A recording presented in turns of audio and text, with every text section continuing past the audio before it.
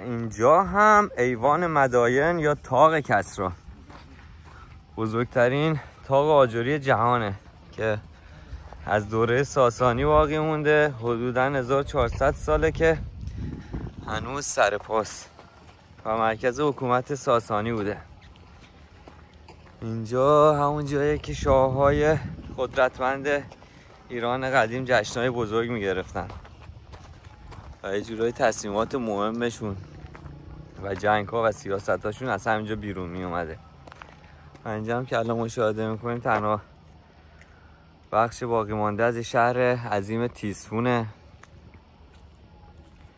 که پایتخت ساسانی‌ها بوده و نماد معماری ایرانی‌ها قبل اسلامه. واقعا حیرت آوره. یعنی ایستادن زیر این طاق یه جورایی روبرو شدن با هزاران سال تاریخه که هنوز داره نفس میکشه. واقعا زیباست، ولی حیف که رسیدگی نشده و خراب شده دیگه.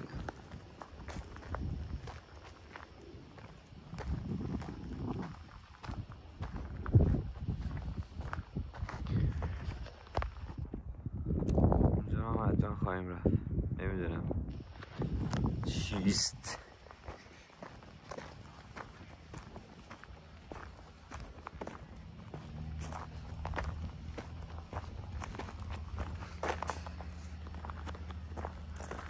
البته ناگفته نمون هیچ مساله‌ای غیر از آجر در ساخت این بنا استفاده نشده، فقط با آجر. و البته داره مرمت میشه. یه راه نفوذی من اگه میتونستم پیدا کنم به داخل نداره، میکشم کنار و میرم داخل. حواسش نیست، میرم تو. نگهبانت همش داره به من گیر میده.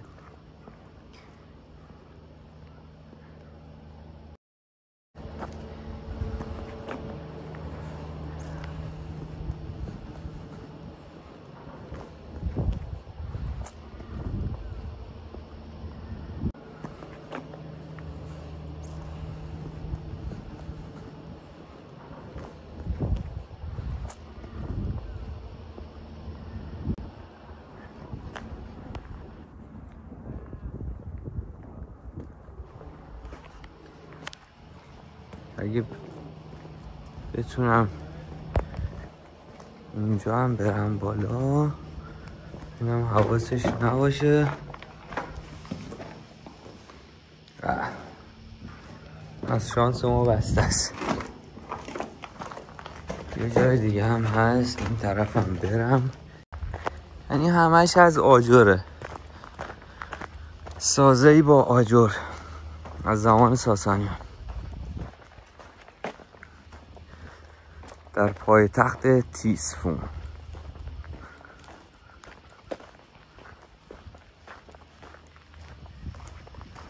نوید پشت درمون راش ندادن.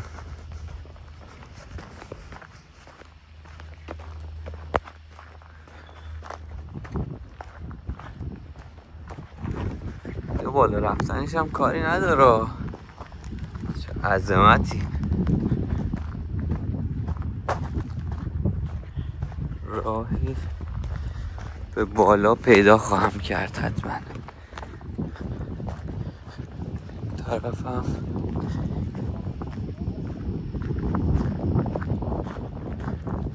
نگاهی میکنیم به این طرف و از زاویه دیگر. بله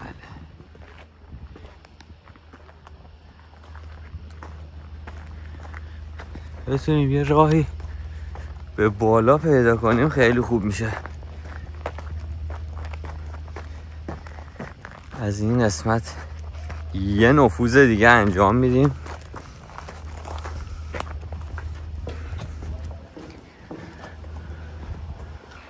هیچ ورودی نداره.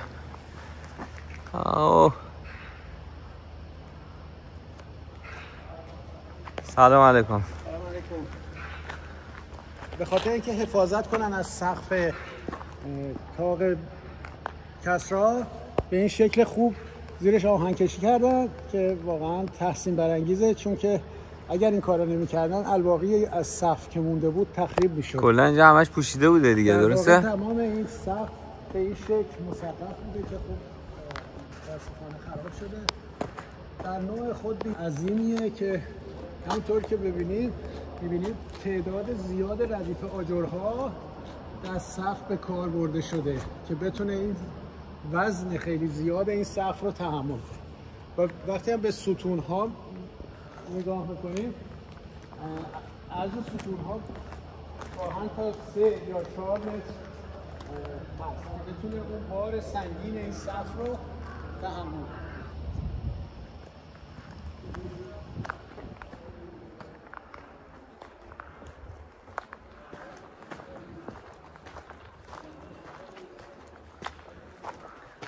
سلام. سلام چه کوچولوهایی. نویدم اومد. کاشف چجوری نفوذ کردی؟ با 5000 تا رازش کردی. دهنت.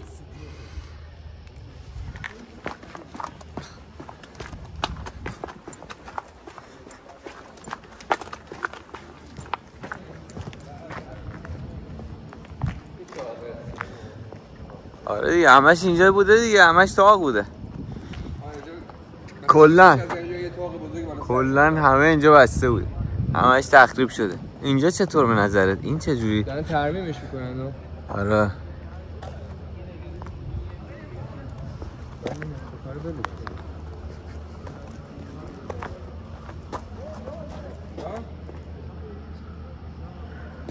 میگه نرید. اونره؟ اوکی. میگه پول ندادی کجا داری میری؟ فهمیدی چی شد؟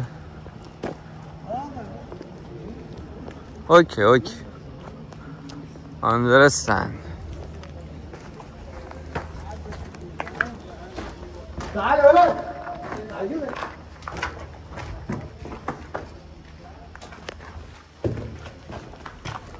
اینجا حالت پله بوده میرفتن بالا.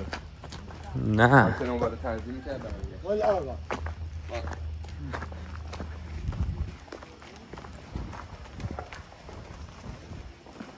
گیرمی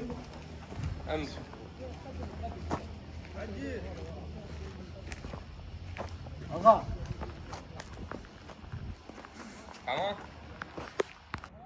دیگه باید رفت و با این اژدهای آجری بازمانده پایتخت زمستانی دوره ساسانی خداحافظی کرد و بریم ببینیم اون ساختمونی که از روبروی طاق کسری خودنمایی میکرد چی بود.